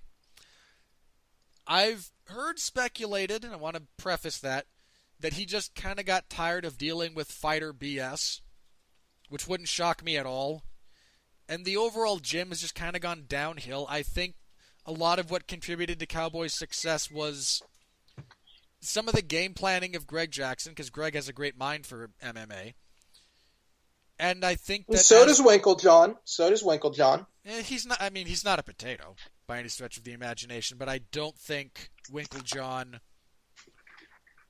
let me put it like this. I think some of the complaints that Cerrone lodged against Winklejohn about him being a very cookie-cutter type of striking coach are probably true. I think that Cerrone's move away from the camp seems to have bettered his career over his last few fights. Because for this he called Cerrone a cancer that had to be removed, which is pretty. That's pretty strong. That is very strong language. It's probably an overstatement, but by the same token, there's a lot of guys who are talented fighters, or amongst many sports, who in a day-to-day gym operation don't mesh well or work well with everyone. I mean, Eddie Cummins, for those of you who are into jiu-jitsu, left the Danaher Death Squad earlier this year, and a lot of stories came out about him subsequent to that, rolling too hard with guys, being just kind of a pain in the ass. Now, Eddie is still a phenomenal jiu-jitsu practitioner, and I'm not throwing him under the bus, but do I believe that Cerrone might have been a detriment to the overall gym experience as the gym expanded? Yeah, I can buy that. I mean, Cerrone seems like a decent guy, but he also seems like a hard guy, you know? Like, not necessarily... I can... Maybe this is just sort of like personalities that are too different that just don't mesh. Again, do I think Greg calling him a cancer might be an overstatement? And yeah, I mean, I doubt that. I would be very surprised if that were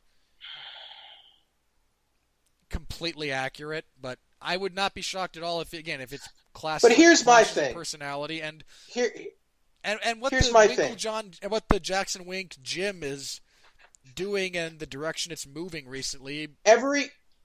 Might necessarily be best for where Cerrone is right now, and if so, you move on.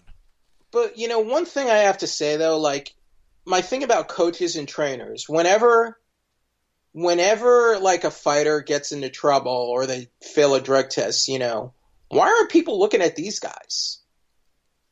Because I mean, can we really believe they don't know something's going on? It's hard for me to believe they don't. Yeah, it depends on the gym, depends on the coaches. Some are more involved with that stuff than others. Someone from a large gym, someone like take American Top Team, which is I'm just saying, take a closer look at these guys. And, Mark Bocek is the guy that's saying, like, he was training with all these guys who are on roids. So I'm like, well, you train at one of the biggest gyms in Canada. Are you saying those guys are all jacked up, or who are you talking about? And I don't know. It just seems all of it seems shady and questionable to me. That's all I'm saying. Welcome to combat sports. All right. I mean, that could be the subtitle for combat sports worldwide. It seems kind of shady and questionable. Oh, I think Anderson Silva injured, so I think he was going to fight, and I think he's injured now. It wouldn't shock me. I don't recall hearing anything about it, but that's a series of events that is entirely likely. Oh, he was going to fight Paulo Costa. Costa's injured, and now he wants to fight Anderson Silva. Oh, yeah, Romero. Sorry. Romero was going to fight Paulo Costa. Costa's injured. Romero wants to fight Anderson. Sure. I mean, I think Romero smokes him, but... Sergio Pettis is fighting Rob Font at UFC on Fox 31. That's another elite-level flyweight. Moves out of the division into bantamweight. It's a good fight, though. That's a Roxanne Modafferi says fines aren't enough to punish those who miss weight. I agree with her. Yeah, she's the one I think who I saw posit taking a point from fighters starting with a point deduction. I mean, because I agree, because technically it's a handicap, Robert, and I think you have to do more to reverse the handicap, don't you think? Because I mean, going. I mean, again, I would like to see it in practice. Level the playing field, because technically, otherwise, to me, it's basically legalized cheating, and a simple fine is barely even a slap on the wrist. I saw some speculation about a graduated scale of fines, where if you miss by half a pound, it's a certain percentage. Whereas I agree with that too. Again, there's a lot of Like things for I would every like. for every extra pound, more you lose more of your money. Basically, I Yeah, agree. I would like to see some of these things in practice because there's a lot of things that sound good on paper and then fall apart once you put them into practice. And there's some that the reverse is true. Like you look at it and think there's no way this works, and then oh hey, it does. So Right. I would like to see some experimentation done with this because Yeah. it's become a bit of an issue, and Yeah. I don't think there's any getting around that. Anyway, that's all about what I have for news bits. Alrighty, I think that's everything I have. So on that note, we missed you last week, but what would you like to plug?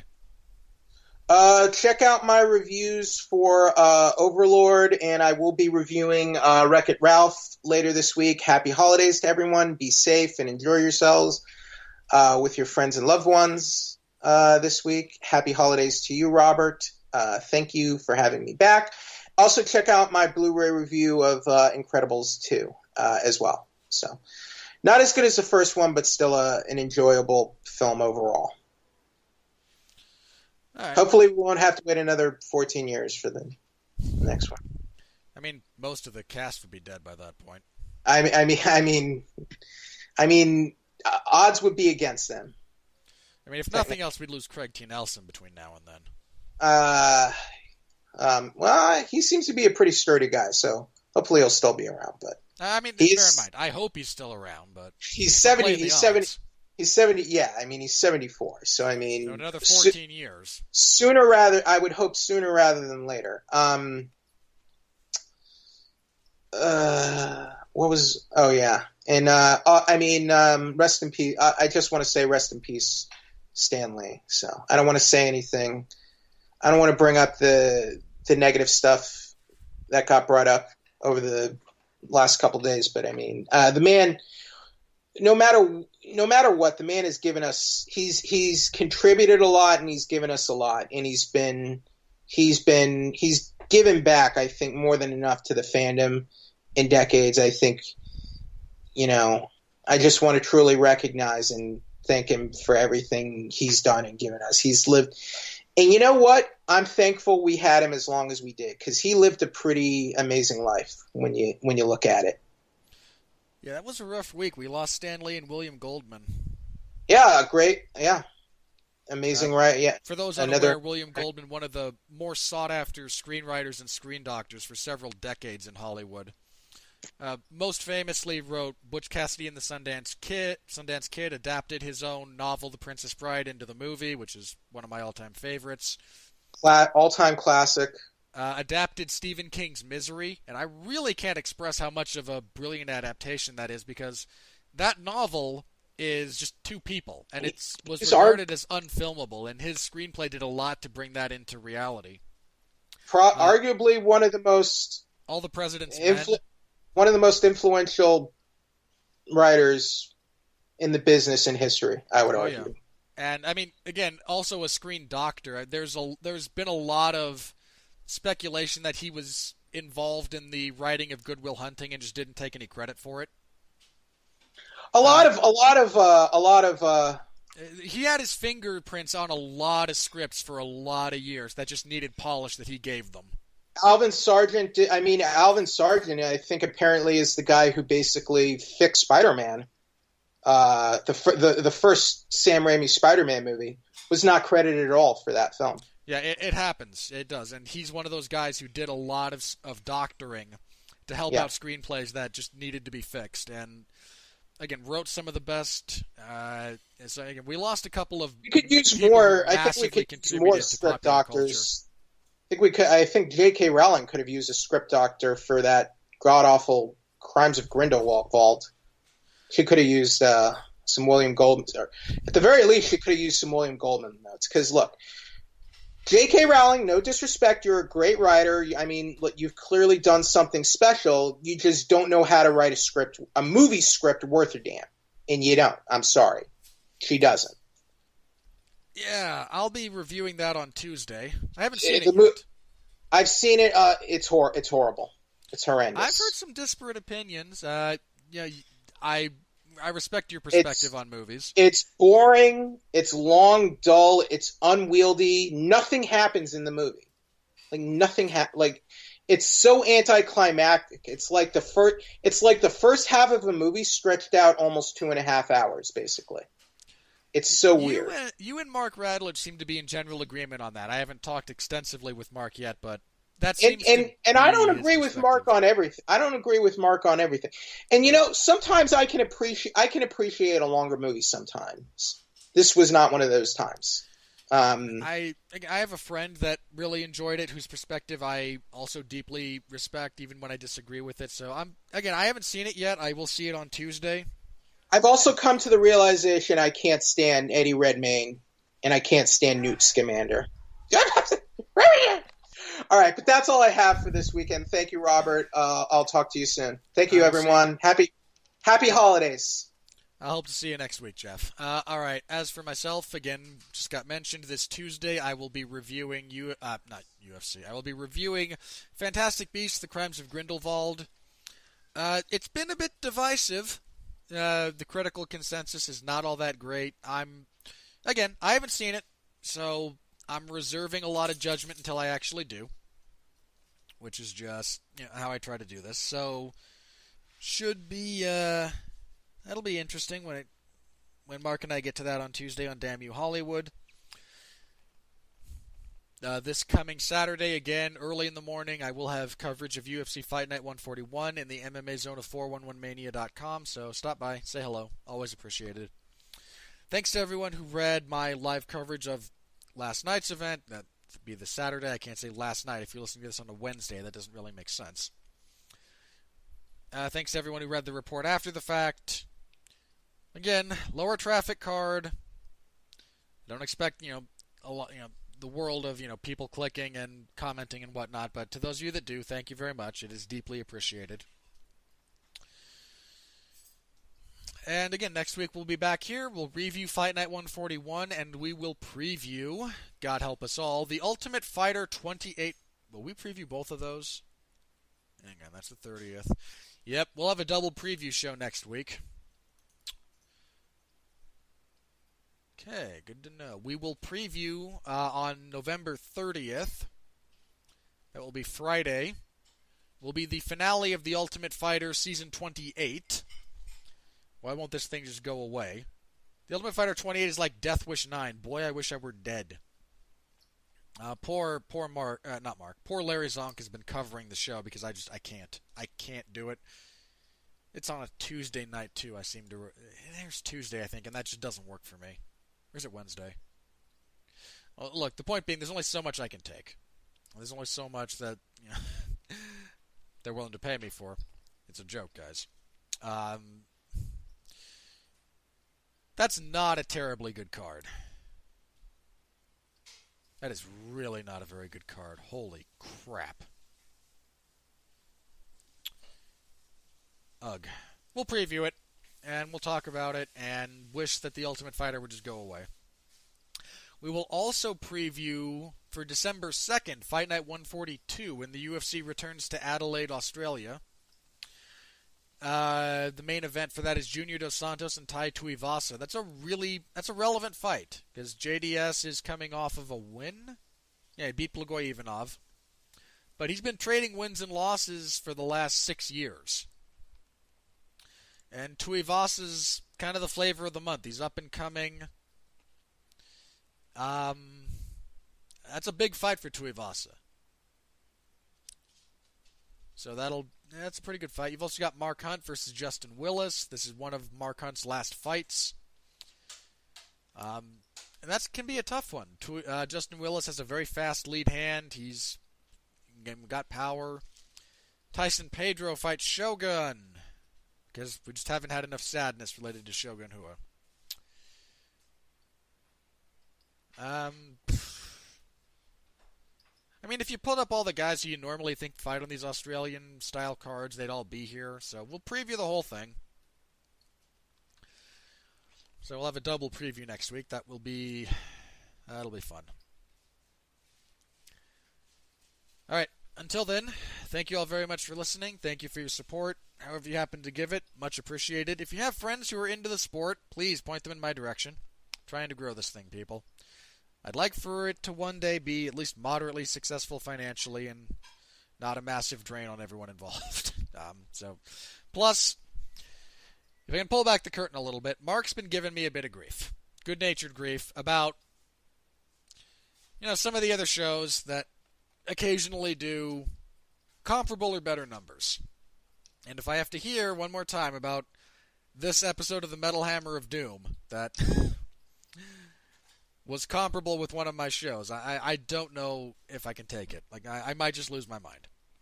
So please, your continued support is always appreciated. And helping us to grow this is also always appreciated. It means a lot. Again, my sense of self-humor and self-awareness is very self-deprecating, but I try to do my best, and I deeply appreciate the fact that you people give of your time to what I do, because time is our only truly finite resource. So, thanks again. Stay safe out there when you're out in the world. It's a crazy place. Just stay safe, be kind to each other. Neither of those things is all that difficult. And please continue to be well, be safe, and behave.